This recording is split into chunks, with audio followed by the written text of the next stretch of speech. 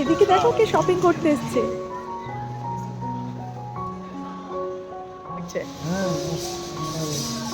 Hello everyone, Ipsita's daily লাইফের আরও একটা নতুন ব্লগে জানাই আপনাদের সকলকে অনেক অনেক ওয়েলকাম। কেমন আছেন সবাই? আশা করি সবাই খুব ভালো আছেন।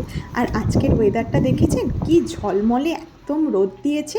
এরকম ওয়েদার কিন্তু আমি এসে থেকে খুবই কম দেখেছি। গোটা শীতটা তো জানেনই কেমন ঠান্ডা পরিবেশ কেটেছে। তো আজকে এই রোদ ঝলমলে পরিবেশটা দেখে আর লোভ সামলাতে পারলাম না, বেরিয়ে পড়েছি দুজনে। দেখেছেন অভ্যেসটা এখনও যায়নি, দুজনে নয় বেরিয়ে পড়েছি তিনজনে আমাদের পুচকু সোনাটাকে নিয়ে। আর আজকে কোথায় যাচ্ছি জানেন? আজকে আমাদের পুচকু সোনাকে নিয়ে আমরা প্রথম যাচ্ছি মলে ঘুরতে। আর এই যে বাস চলে এসছে, তো বাসে উঠে গেলাম। আর চলুন এখান থেকে ব্লগটা আজকে শুরু করছি। আশা করি আপনাদের সকলের খুব খুব ভালো লাগবে। তো আমার বাচ্চার সাথে আমাদের মলের এক্সপিরিয়েন্স কেমন, ইতালির মল কেমন হয় সেসব দেখতে গেলে কিন্তু ব্লগের সাথে অবশ্যই থাকুন। আর ব্লগটা যদি আপনাদের ভালো লাগে তো একটা সাবস্ক্রাইব করে দিন। তো চলুন এখন শুরু করা যাক। কোথা থেকে ধরতে? হ্যাঁ, আমি তো বলেইছি মেন শহরের থেকে আমরা একটু দূরে থাকি, তো সেজন্য রাস্তাটা এত দুর্দান্ত। আর মলে যাওয়ার রাস্তাটা দেখুন, প্রথম যাচ্ছে এই মলটায়, পাশ দিয়ে কি সুন্দর একটা নদী বয়ে যাচ্ছে, অসাধারণ লাগছে। এই যে আপনাদের সাথে গল্প করতে করতে চলেই এলাম মলে।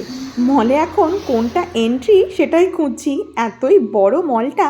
তো চলুন যাওয়া যাক। আর এতদিন কেন বেরোবো বেরোবো করে যাওয়া হয়নি জানেন? ওকে নিয়ে শুধু বেরোনো তো নয়, ওর সাথে যায় একটা মস্ত বড় ব্যাগ, আর সেখানে নিয়ে যেতে হয় ওর সমস্ত জিনিসপত্র। আর তাছাড়া ওর ভ্যাকসিনেশনটাও এখনও তেমনভাবে শুরু হয়নি। ও তো জানেনই প্রিম্যাচিওর হয়েছিল, তো সেই জন্যই একটু দেরিতে শুরু হচ্ছে ওর ভ্যাকসিনেশনগুলো। সেই জন্য কোথাও নিয়ে যেতে বেশ ভয় ভয়ই লাগে। আর সেই জন্য সুমনা একটা দেখেছেন বেশ উপায়ও বার করেছে, যে রেনকোটের মতো একটা কভার থাকে না, ওটা অ্যাকচুয়ালি বৃষ্টি পড়ার জন্য ও কিন্তু সবসময় দিয়ে রাখে যে কোনো পাবলিক এরিয়ায় গেলেই। আর এই যে আমরা এখন ওপরটায় চলে এসেছি। আর এখানে এসেই যেটা দেখলাম, প্রথমে উঠেই একটা মস্ত বড় কূপ, যেটা ইতালির প্রায় সমস্ত জায়গাতেই থাকে। আর এখানে দেখুন একটা ভারী ইন্টারেস্টিং খেলাও দেখতে পেলাম। 1 ইউরো দিতে হবে, আর আপনাকে এরকমভাবে এই মেশিনটার সাহায্যে একটা আংটা মতো আছে, সেটাকে কন্ট্রোল করে আপনাকে যে কোনো একটা পুতুল তুলতে হবে। সেটা কিন্তু আপনি 1 ইউরোতে পেয়ে যাবেন। দেখে কিন্তু ভীষণই সস্তা লাগছে। 1 ইউরো মানে আমাদের ওখানকার প্রায় প্রায় ওই 100 টাকার কাছাকাছিতে অত বড় একটা পুতুল পেয়ে যাবেন, কিন্তু গ্র্যাব করাটা ভীষণ কঠিন। আর এখানে এই যে একটা জুতোর দোকান দেখলাম, তো আমি দাঁড়িয়ে গেলাম, সুমনকে বললাম তুমি যাও আমি একটু আসছি। দেখুন আপনাদের না দেখিয়ে পারলাম না, কি সুন্দর অসাধারণ অসাধারণ জুতো। কিন্তু জুতোগুলোর বেশ ভালোই দাম আছে, ইতালির তুলনায় সস্তাই বলবো, ওই 10 থেকে 12-15 এরকম মতো জুতোগুলোর দাম। আর তার সাথে বেশ সুন্দর একটা বড় জুয়েলারি শপও আছে। তো চলুন এখন এই যে মস্ত বড় কূপটা দেখছেন এটাই ঢুকি। আর এই কূপটা জানেন ইতালির প্রায় সমস্ত মলেই থাকে। ছোট বড় যে কোনো মলে অনুযায়ী একটা সাইজ হয়, ছোট কূপ হয় বড় কূপ হয়, কিন্তু প্রায় সমস্ত মলেই এটা থাকে। আর এই কূপটা দেখতে আসার ইন্টারেস্ট আমার ছিল। সুমন বলে নাকি এই কূপটা সত্যি ভীষণ বড়। তো সত্যিই দেখলাম জানেন কি বিশাল বড় কূপটা, আর কত কি একসাথে এক ছাদের তলায় আপনি অনায়াসে পেয়ে যাবেন। তো আমরা তো আজকে এসছি আমাদের পুচকুটার জন্যই শপিং করতে, মূলত শপিংও করা হয়ে যাবে, ওকে নিয়ে একটু ঘোরাও হয়ে যাবে ভাবলাম। তো ওর জন্য যেহেতু শপিং করতে এসছি, তো টয় সেকশনে তো যেতেই হবে, তো সেই জন্যই এসছি। ওখানে অন্য একটু বড়দের খেলনাগুলো দেখছিলাম, বাট ওগুলো নিয়ে ওর খেলার এখনও বয়স হয়নি। তো এখন এখানে আমরা সফট টয়েস দেখছি। আমার কিন্তু এই পুচকু গনু দাদাটা মানে এই হাতিটা বেশ সুন্দর লেগেছে। আর সুমনের ভালো লেগেছে এখানে এটা এটা কি আমি বুঝতেই পারছি না ঠিক করে, ইঁদুর মনে হচ্ছে আমার, এক এক সময় মনে হচ্ছে কি না কি, বাট ইঁদুরই যতদূর সম্ভব। বাট খুব একটা এটা আমার না দেখতে ভালো লাগছিল না। আর সুমনের আবার এটাই পছন্দ হয়েছিল। বাট আমার যেহেতু হাতিটা পছন্দ হয়েছে, তো ও বেচারা আর কি করে, শেষে বলছে বাহ অসাধারণ কি সুন্দর, তো এই সমস্তই বলছে। তো শেষমেশ কিন্তু হাতিটাই নিয়েছি। আর এই কূপটা ঘুরে ঘুরে দেখতে দেখতে হট করে মনে পড়ে গেল বাড়িতে ডিটারজেন্ট নেই। আর এই যে সুমন ওখানে ট্রান্সলেট করে দেখছে লিকুইড ডিটারজেন্টটা, আর এতেই কিন্তু আমাদের বেশিরভাগ সময় শপিংয়ে চলে যায় ট্রান্সলেট করতে করতে। আর এই যে এখানে দেখুন কে শপিং করতে এসছে, এখানকার লোকরা কিন্তু এরকমই সযত্নে নিজের বাচ্চাদের যেমন নিয়ে যায় শপিং মলে, নিজেদের পেটদেরও নিয়ে যায়। তো উনি এতই ভালো, আমি বললাম একটু ভিডিও করব, তো উনি বললেন হ্যাঁ করতেই পারি, কোনোই ব্যাপার না। তো এই দেখুন এখানে আমি চলে এসেছি কিড সেকশনে, ওর জন্য কিছু নেব। এখানে দেখেছেন আপটা মিলের ট্যাবলেট পাওয়া যাচ্ছে, এটা নাকি জলে গুলে দিলেই একটা বেবি ফুড তৈরি হয়ে গেল, মানে বেবি মিল্ক আর কি। এখানে আমি এখন ওর জন্য একটা ভালো ময়শ্চারাইজার খুঁজছি। ওর জন্য কি ময়শ্চারাইজার নেব সেটা নিয়ে বেশ কনফিউশনে ছিলাম, কারণ আমি চাইছিলাম একটু ফ্রেগরেন্স ফ্রি এই সমস্ত কিছু। তো সেটা আমি দেখছি, সেসব দেখতে দেখতে সুমন বলল যে এই দেখো হেয়ার ব্রাশটা দেখো কি সুন্দর, তো সেজন্য ওটা একটা নিলাম। আর এই যে এখানে একটা ভালো ব্র্যান্ডের পেয়েছি, অ্যাভিনো। এটা কিন্তু ইউরোপের বেস্ট চলে, একটু এক্সপেন্সিভ, বাট মনে হলো যে বেবির জন্য যখন নিচ্ছি এটাই ঠিক আছে। কূপটায় ঘুরতে ঘুরতে দেখলাম বাচ্চাদের একটা জামা কাপড়েরও সেকশন আছে, তো সেখান থেকেও কিছু নিলাম। আমাদের কূপ থেকে বেরোনোর সময় বিলিং কাউন্টারে যেতে গিয়ে হট করেই এই টিভিটা চোখে পড়লো। টিভিটা দেখতে এসে দেখছি 75 ইঞ্চির টিভি, আর দামটা জানেন 849 ইউরো।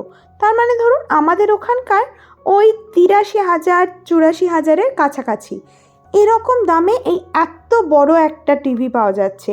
তাই সুমনকে বলছিলাম যে ইন্ডিয়ার থেকে মনে হয় ইতালিতে এসে এই প্রথম একটা জিনিস দেখলাম যেটা হয়তো ইন্ডিয়ার থেকে কম দামে বিক্রি হচ্ছে।